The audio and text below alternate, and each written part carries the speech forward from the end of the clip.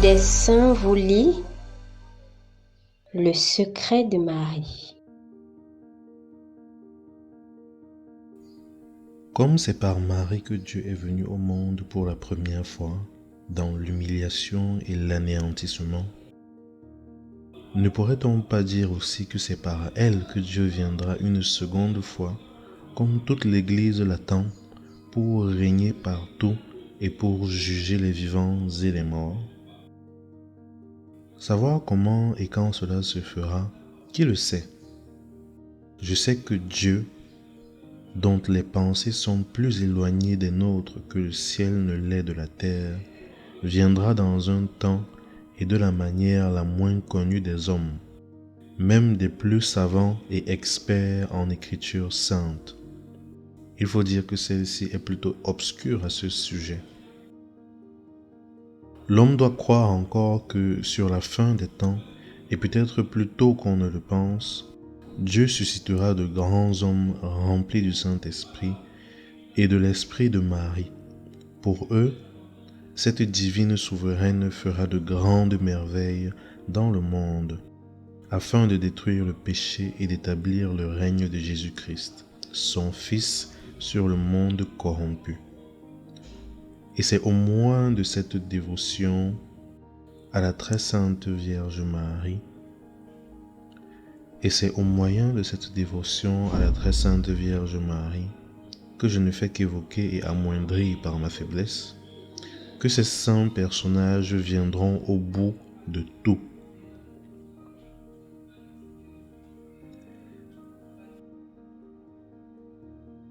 Chapitre 16. Ne rejette pas trop vite toute pratique extérieure. Outre la pratique intérieure de cette dévotion, il y a aussi des pratiques extérieures qu'il ne faut pas omettre ou négliger. La première, c'est de profiter d'un jour remarquable pour se consacrer à Jésus par Marie, dont on se fait l'esclave.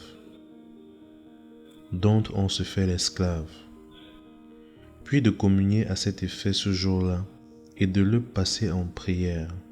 Cette consécration sera renouvelée au moins tous les ans, le même jour. La seconde pratique, c'est de donner tous les ans, au même jour, une petite offrande à la Sainte Vierge, pour lui marquer sa servitude et sa dépendance. Ceci a toujours été l'hommage des esclaves envers leur maître. Cette offrande peut être une mortification, une aumône, un pèlerinage ou quelques prières. Le bienheureux marin prenait la discipline publiquement. Tous les ans, le même jour, devant un autel de la Sainte Vierge. Cette ferveur ne peut pas être demandée ou conseillée à tout le monde. Mais si on ne donne pas beaucoup à Marie, qu'on lui offre au moins ce qu'on lui présente avec un cœur humble et bien reconnaissant. La troisième est de célébrer tous les ans avec une dévotion particulière la fête de l'Annonciation, qui est la fête principale de cette dévotion. Elle a été établie pour honorer et imiter la dépendance où le Verbe éternel se mit en ce jour pour notre amour. La quatrième pratique extérieure consiste à dire tous les jours la petite couronne de la très sainte Vierge et le Magnificat. Mais si on y manque, il n'y a aucun péché. La petite couronne comprend 3 Pater et 12 Ave. Le Magnificat est l'unique cantique que nous ayons de Marie pour remercier Dieu de ses bienfaits et pour en attirer de nouveaux. Il ne faut pas manquer de le réciter après la Sainte Communion comme action de grâce. La cinquième, c'est de porter une petite chaîne bénite au cou, au bras ou autour de la ceinture. Cette pratique peut être omise sans nuire à cette dévotion. Cependant, il serait mauvais de la mépriser ou de la condamner et dangereux de la négliger. Voici les raisons qu'on a de porter cette marque extérieure. 1. pour se garantir des chaînes désastreuses du péché originel et des péchés actuels par lesquels nous avons été liés. 2. Pour honorer les cordes et les liens amoureux dont Jésus a bien voulu être garrotté, afin de nous rendre libres. 3. Comme ces liens sont des liens de charité, Osée 11:4, c'est pour nous rappeler notre dépendance de Jésus et de Marie comme esclaves, qu'on a coutume de porter de telles chaînes. Plusieurs grands personnages qui s'étaient fait esclaves de Jésus et de Marie estimaient tant ces chaînettes qu'ils se plaignaient de ne pas pouvoir les traîner publiquement à leurs pieds comme les esclaves. Oh, chaînes plus précieuses et glorieuses que les colliers d'or et de pierres précieuses des empereurs, puisqu'elles nous lient à Jésus-Christ et à sa Sainte Mère, et en sont les illustres marques. Il ne faut jamais les quitter pendant la vie, afin qu'elles puissent nous accompagner jusqu'au jour du jugement. Quelle joie, quelle gloire, quel triomphe pour un fidèle esclave au jour du jugement, que ces os, au son de la trompette, se lèvent de la terre, encore liés par la chaîne de l'esclavage qui, apparemment, ne sera point pourrie.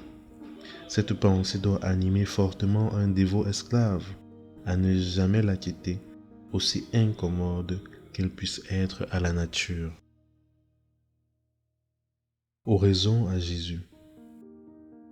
Mon aimable Jésus, permettez-moi de vous remercier de cette grâce que vous m'accordez en me permettant d'être l'esclave de la Sainte Mère. Qu'elle soit mon avocate auprès de votre Majesté et compense ma très grande misère. Hélas, Seigneur, je suis si misérable que, sans cette bonne mère, je serais infailliblement perdu. Oui, Marie m'est nécessaire auprès de vous et partout, nécessaire pour vous calmer dans votre juste colère, puisque je vous ai tant offensé tous les jours, nécessaire pour arrêter les châtiments éternels de votre justice que je mérite, nécessaire pour vous regarder, vous parler, vous prier, vous approcher, vous plaire, nécessaire pour sauver mon âme et celle des autres, nécessaire, en un mot, pour faire toujours votre sainte volonté et procurer en tout votre plus grande gloire. Ah, que ne puis-je publier par tout l'univers cette miséricorde que vous avez eue envers moi.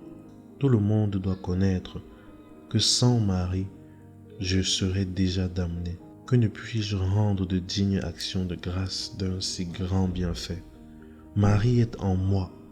Oh, quel trésor, quelle consolation. Comment ne pas être après cela tout à elle? Quelle ingratitude, mon cher Sauveur.